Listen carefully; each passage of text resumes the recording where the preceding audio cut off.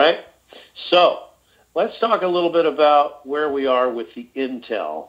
You know, we did a quick call last Thursday, and the reason was because we were expecting to hear something either during or right after the call. That's one reason it was done in sort of a rapid-fire motion. And this time we're keeping the call short just because we know anything's possible. But I want to just let you guys know what I'm hearing as of the last couple of days. We know that with Iraq, let's go back. We know that Iraq, we're getting this from our contacts in Fallujah, okay?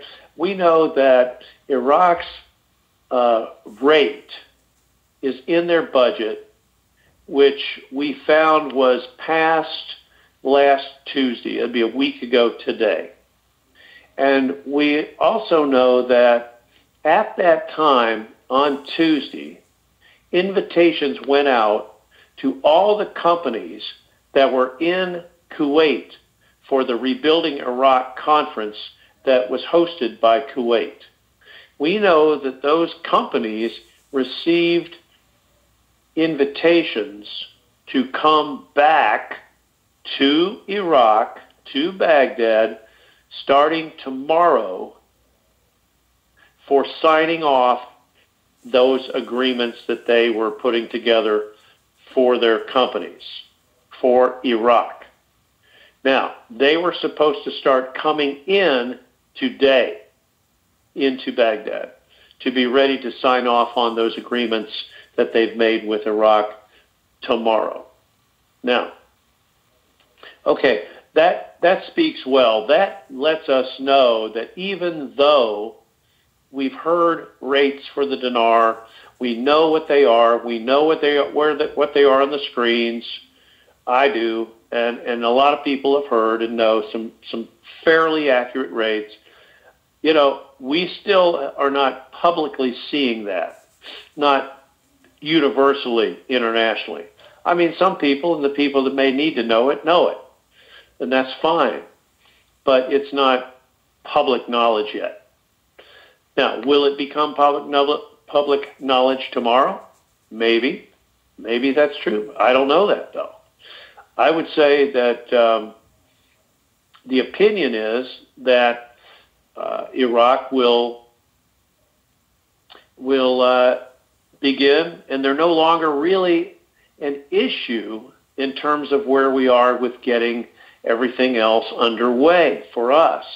We believe they're far enough along since actually a week ago, which was Tuesday, to allow us to go forward with what we need.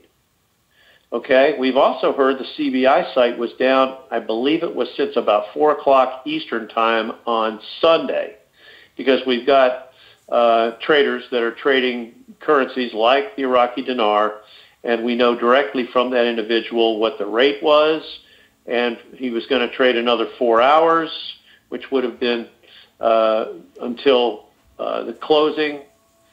Well, it would have been another 4 hours, which would have made it, oh golly, somewhere around midnight to 4 a.m. Iraq time, Monday. All of that just tells us that Iraq's, by the way, the rate is trading higher on the screens that he was trading on. It's still moving on up. Who knows where it's going to actually finish when we start, but it's moving in the right direction. I know the CBI site was down. I'm going to make the assumption that it is still down, because I have not heard any confirmation that it has come back up or with a new rate, but I know that they're adjusting, and they're actually getting ready for the new system on the CBI website. All right, so they're transferring from the old to the new, and in Iraq, and that involves a lot of Iraqi banks, a lot of Islamic banks.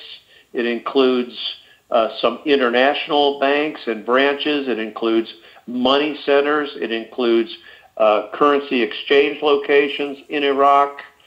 Quite quite a number of places need to be essentially brought online with the new system. Okay, so that's what's happening with the CBI, and I think that that's a good thing. To me, whenever the website goes down or the CBI site goes down, to me it's a good thing because that means they're making changes. They're making adjustments. Okay, we already know that the majority of the major players have switched over from the SWIFT system to the SIPS/FinTech system. For sending wire transfers around the world. There's another piece of information I wanted to bring out about Iraq. I'm going to have to circle back to it if I think of it. When it comes to what else is happening, I know we tend to speak in terms of redemption centers, and I make a real distinction between the redemption centers, which are primarily designed to take ZIM bonds in and redeem those ZIM bonds, versus currency locations. So I'm using the term redemption centers, which are usually off-site, but they can also be in banks, in Tier 1 banks. Okay? So there's sort of a hybrid there. But primarily I'm talking about off-site redemption centers, and other currencies other than ZIM are exchangeable, and those are I'm calling them locations. So there's where I'm drawing the line between redemption centers and exchange locations. And what I know is that the people that we're in touch with are saying that they are still adjusting their staffing, and they're going up on the number of staff starting tomorrow to where they can handle the actual intake of ZIM holders even in two shifts, a morning shift and an afternoon shift, and maybe not even using a nighttime shift in some locations. And that's a good sign. They're fine-tuning it. They're still making changes to schedules and personnel as they try their best to be ready for intake of customers. Everything I'm hearing right now is pointing toward something major happening this week. I don't know. I have an understanding of when certain people believe it's going to happen. And I'm not going to tell you when I think it is, but I do believe we're in the time when it should take place any day now.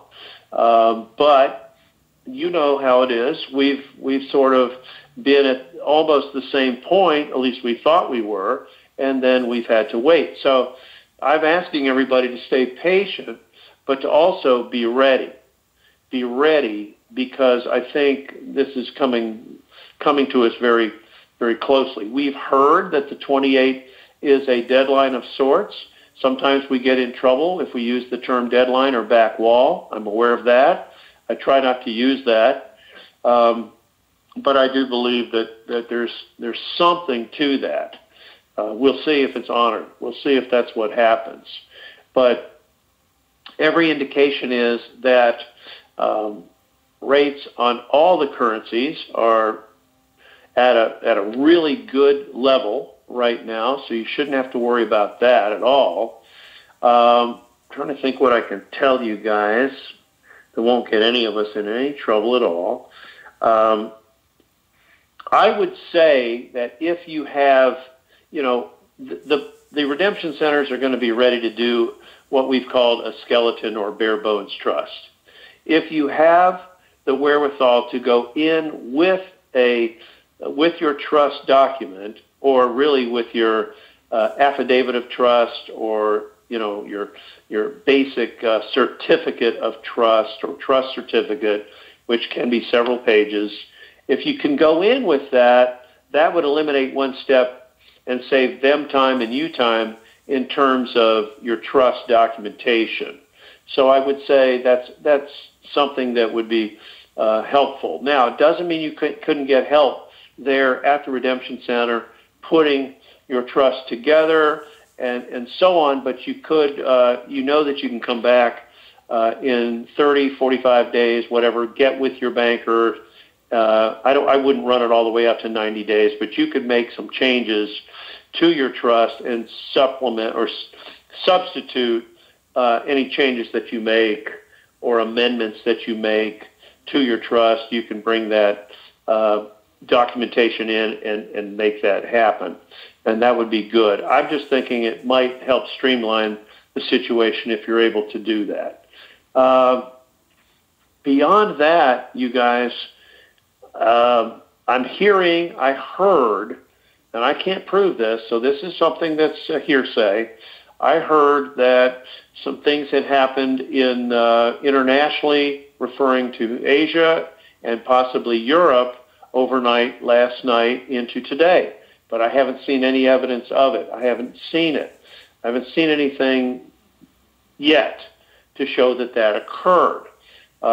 We've always heard the concept of east to west. Maybe that's what we're looking at. Maybe it is moving east to west. And if it is, then we shouldn't be too far away.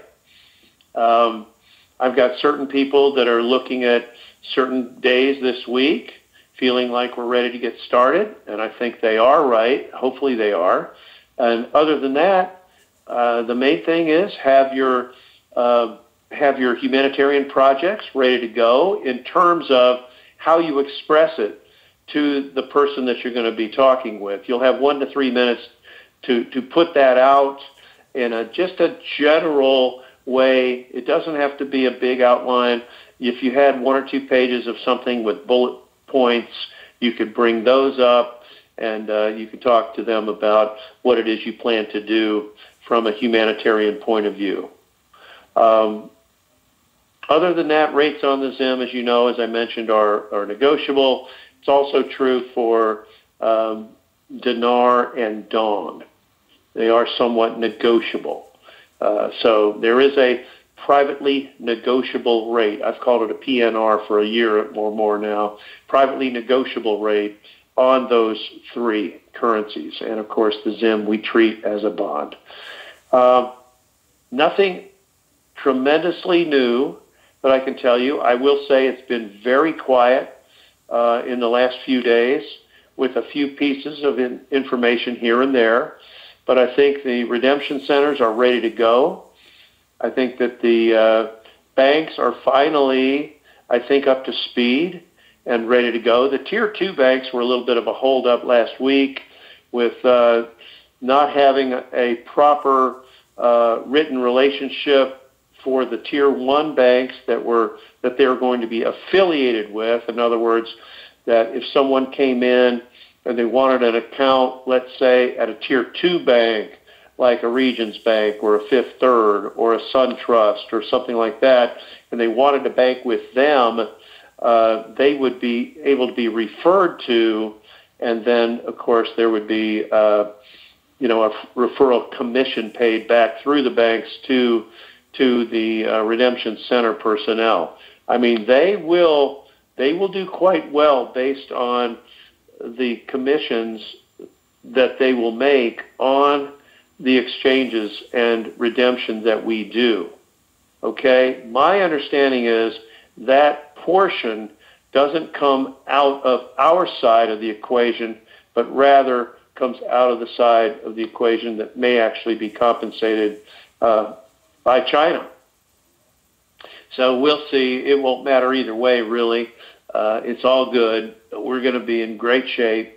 And I would just encourage everybody to stay in faith for this to come in. Pray about your trust documentation. If you have it, great. If you don't, consider it. And in any event, you'll be able to put that together.